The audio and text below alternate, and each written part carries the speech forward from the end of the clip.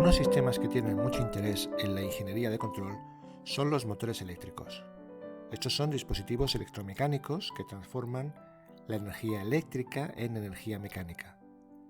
El control de motores eléctricos es mucho más sencillo y relevante que en otro tipo de motores como los motores de combustión. Vamos a ver en este vídeo brevemente el modelo del motor de corriente continua. Veremos que estos se pueden controlar con la tensión aplicada, es decir, obtendremos la función de transferencia que relaciona la tensión aplicada con la velocidad angular o con la posición angular. El modelo que obtendremos será válido un cierto rango de tensiones. No obstante, el control de la tensión por PWM, por control de ancho de pulsos, permitirá ampliar este rango, además de proporcionar un modelo más lineal que con una tensión continua. Comencemos escribiendo las dos partes fundamentales de un motor básico de corriente continua. Este está formado por el estator o parte fija, donde se encuentra el imán permanente o el electroimán que genera un campo magnético constante. La segunda parte es el rotor o armadura, es la parte móvil. Este está formado por un embobinado por el que circula una corriente eléctrica. Al estar sometido al efecto del campo magnético generado por el estator, el rotor está sometido a una fuerza. Un sistema de escobillas hace modificar periódicamente el sentido de la corriente de armadura de forma que la fuerza del campo magnético siempre lo hace girar en el mismo sentido. No es objetivo de este vídeo profundizar en la diversidad y complejidad de los motores eléctricos, sino ver un ejemplo de modelización de un sistema algo más complejo que los vistos en vídeos anteriores y llegar a un resultado final que nos permitirá aplicar controles sencillos a motores de corriente continua básicos.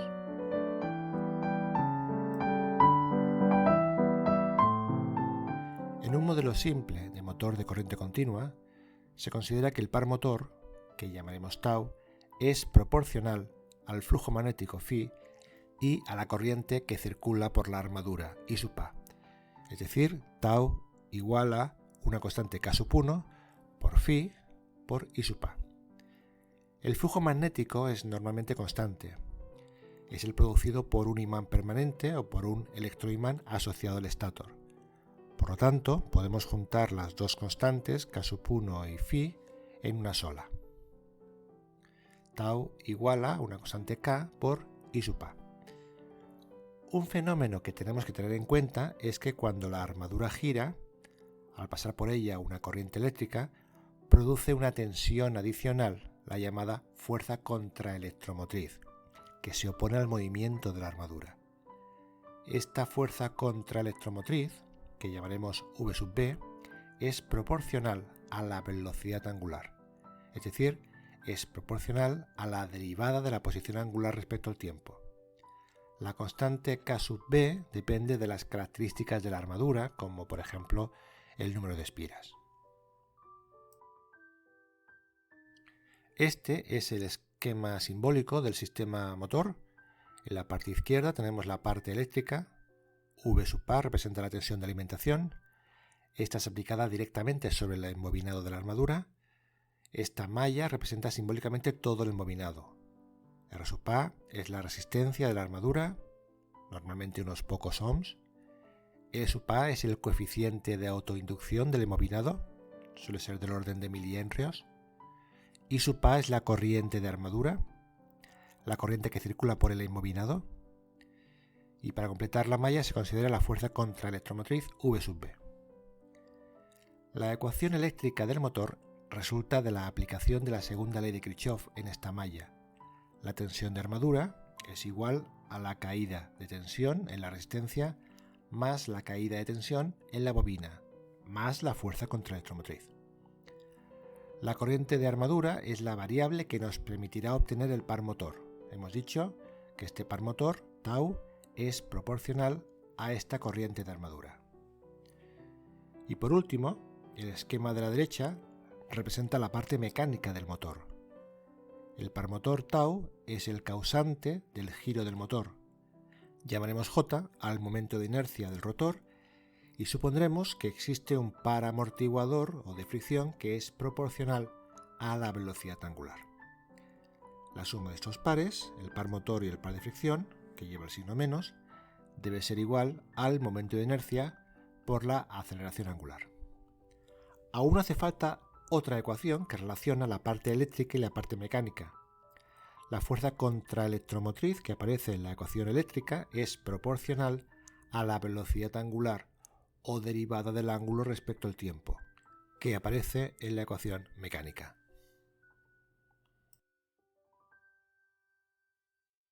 Estas cuatro ecuaciones permitirán obtener la función de transferencia del motor, la relación entre la tensión aplicada y la velocidad angular o la posición angular.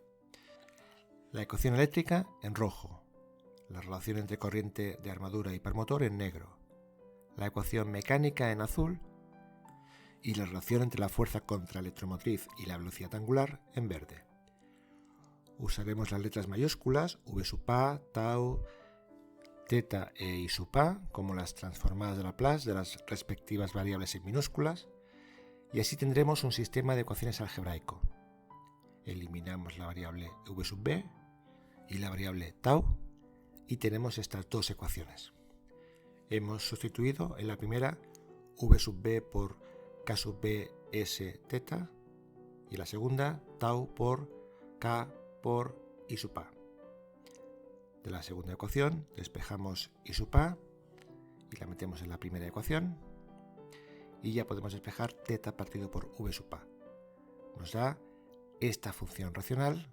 Se trata por tanto de un sistema de tercer orden con un integrador.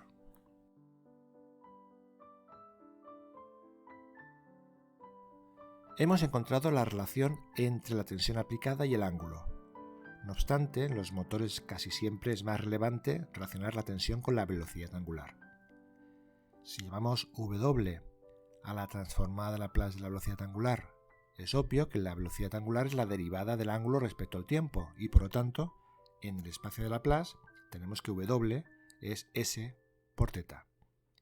Así que la función de transferencia que relaciona la tensión aplicada con la velocidad es esta de aquí.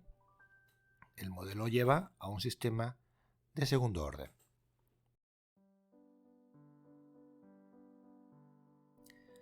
Vamos a tomar unos parámetros razonables para un motor real.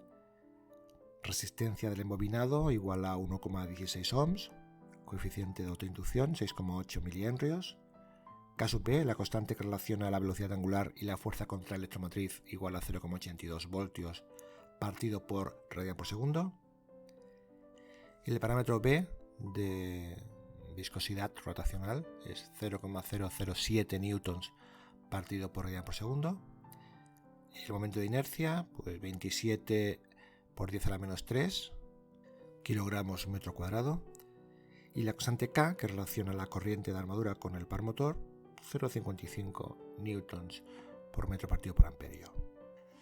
Sustituyendo esos valores tenemos esta función de transferencia. Se ve que el término en ese cuadrado es mucho más pequeño que el resto de términos.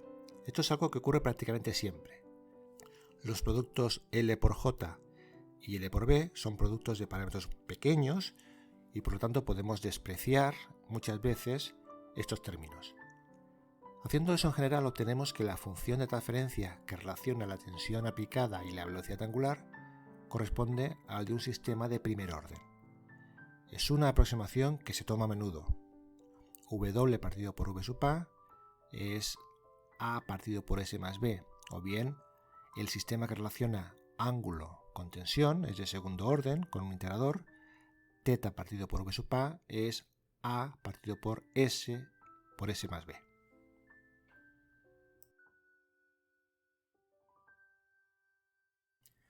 Los motores se acoplan siempre a una carga usando un sistema de engranajes. En este esquema representamos el motor y una carga de momento de inercia J sub L que se mueve por el par que llamamos tau sub L, que es el par que el motor ejerce sobre la carga. Pero obviamente la presencia de la carga frenará al motor con un par tau sub m, que es el par que la carga ejerce sobre el motor. Veamos cómo se modifican las ecuaciones del motor por la presencia de la carga. Estas son las cuatro ecuaciones del motor sin carga. La presencia de la carga afecta a la ecuación mecánica del motor. Hemos de añadir el par tau sub m que proporciona la carga. También hemos de añadir la ecuación mecánica de la carga, suma de pares igual a momento de inercia por aceleración angular. Aquí hemos de considerar el ángulo θ sub L, que es diferente al ángulo θ sub m. La relación entre los ángulos es la relación de transmisión n, que es justamente el cociente entre los radios del engranaje asociado al motor R sub m y el engranaje asociado a la carga R sub L. En este dibujo, n es menor que 1.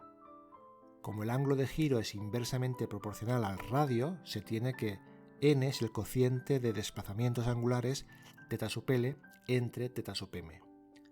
En este dibujo, por ejemplo, si el radio R sub L es 5 veces el radio R sub L, el ángulo θ sub L será la quinta parte del ángulo θ sub m.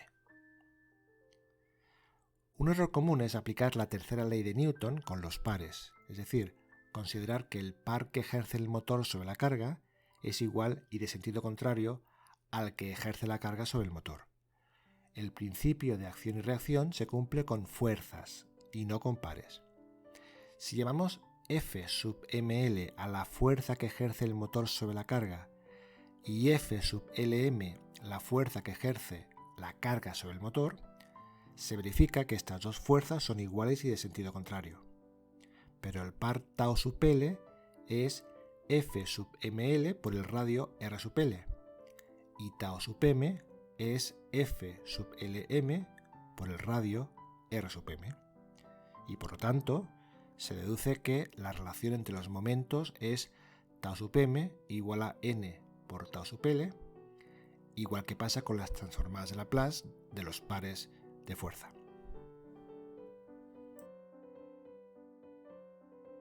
Usando las expresiones halladas antes, vemos que en la tercera ecuación podemos sustituir tau sub m por n por tau sub L, que es n veces la expresión despejada de la ecuación mecánica de la carga.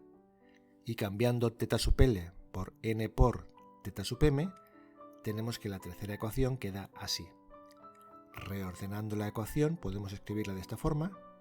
Fijémonos que si llamamos a este término B equivalente y a este término J equivalente, tenemos una ecuación que es totalmente equivalente a la que teníamos sin carga. En definitiva, si consideramos una carga, solo hemos de considerar un nuevo coeficiente B equivalente, que sea la suma ponderada de los dos coeficientes B sub m y B sub L, con los pesos 1 y n cuadrado, y un momento de inercia que sea la suma ponderada de los dos momentos de inercia J sub m y J sub L, con los pesos 1 y n cuadrado. Y ya podemos obviar la carga y utilizar las mismas expresiones que se obtuvieron cuando no había carga.